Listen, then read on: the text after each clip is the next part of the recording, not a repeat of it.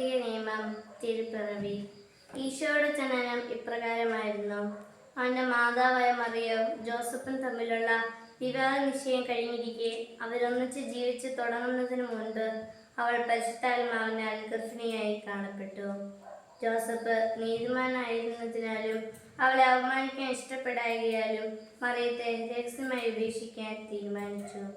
അപ്പോൾ കർത്താവിന്റെ ദൂതൻ സ്വപ്നത്തിൽ പ്രത്യക്ഷപ്പെട്ട് അവനോട് പറഞ്ഞു, ജോസഫ്, മറിയത്തെ ഭാര്യയായി സ്വീകരിക്കാൻ ശങ്കിക്കേണ്ട. അവൾ ഗർഭം ധരിച്ചിരിക്കുന്നത് പരിശുദ്ധാത്മാവിൽ നിന്നാണ്. അവൾ ഒരു പുത്രനെ പ്രസവിക്കും. നീ അവന് യേശു എന്ന് പേരിടണം. ജോസഫ് നിദ്രയിൽ നിന്നുണർന്ന് കർത്താവിന്റെ ദൂതൻ കൽപ്പിച്ചതുപോലെ പ്രവർത്തിച്ചു. അവൻ ശിശുവിന് യേശു എന്ന് പേരിട്ടു. ശിമയോന്റെ വാക്കുകൾ. ജെറുസലേമിൽ ശിമയോൻ എന്നൊരുവൻ ജീവിച്ചിരുന്നു.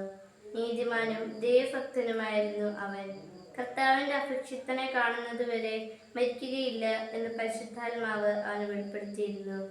പരിശുദ്ധാത്മാവിന്റെ പ്രേരണയാൽ അവൻ ദേവാലയത്തിലേക്ക് വന്നു.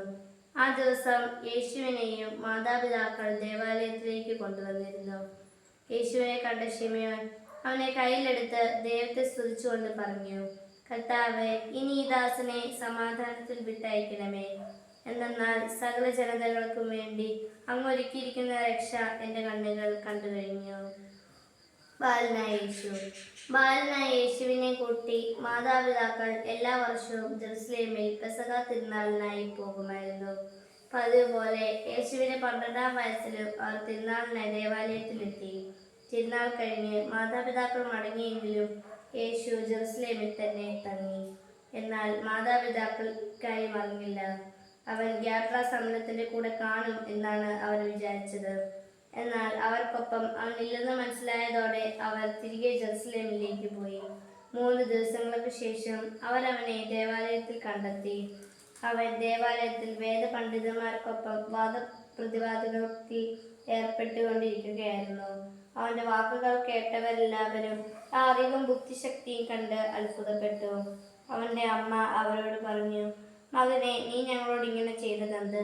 ഞങ്ങൾ ഉത്കണ്ഠയോടെ നിന്നെ അന്വേഷിക്കുകയായിരുന്നു. യേശു അവരോട് ചോദിച്ചു, നിങ്ങൾ എന്തിനാണ് എന്നെ അന്വേഷിച്ചത്? ഞാൻ എൻ്റെ പിതാവിൻ്റെ കാര്യങ്ങളിൽ വ്യാപൃതനായിരിക്കേണ്ടതാണെന്ന് നിങ്ങൾ അറിയുന്നില്ലേ? അവൻ എന്താണ് പറഞ്ഞതെന്ന് അവർക്ക് മനസ്സിലായില്ല. പിന്നെ അവൻ അവരോടൊപ്പം പുറപ്പെട്ട് നസ്രത്തിൽ വന്ന് അവർക്ക് വിധേയനായി ജീവിച്ചു. യേശു ജ്ഞാനത്തിലും പ്രായത്തിലും ദൈവത്തിൻ്റെ മനുഷ്യരുടെ പ്രീതിയിലും വളർന്നു വന്നു.